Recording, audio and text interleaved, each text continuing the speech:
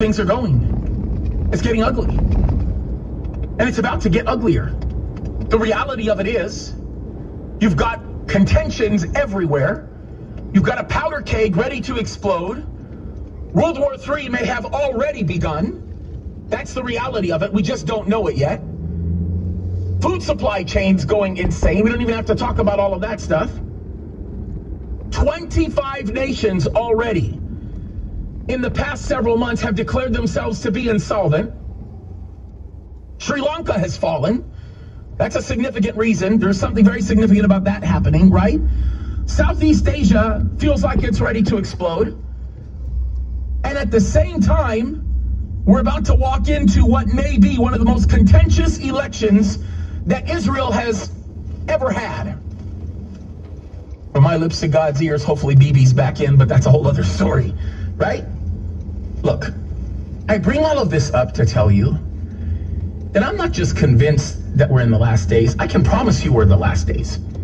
We see evidence of it everywhere. No matter where you turn, things are getting crazier and crazier and crazier. Now, why is that such a big deal? And why is that something I should be bringing up at this current point? Well, I think I should be bringing it up at this current point because no matter where you look, and no matter how you process it, and no matter how you see things, understand that there is a particular way that God is expecting us to act during these last days.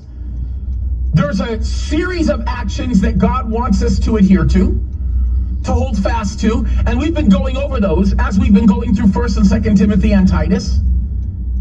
And then you pause as you get to the end of this book where we are right now, where you just think in your mind, I wonder what must have been going through the mind of the person who was writing the letter that he was writing.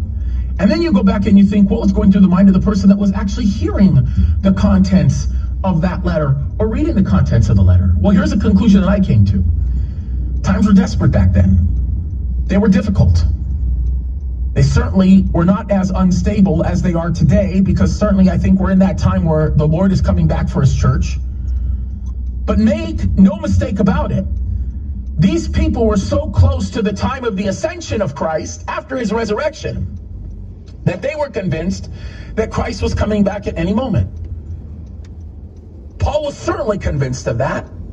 But even more importantly than that, Paul knew that he would likely die before Christ came. He knew it. He was literally on the death row of the time. He knew that at any moment he was going to be executed.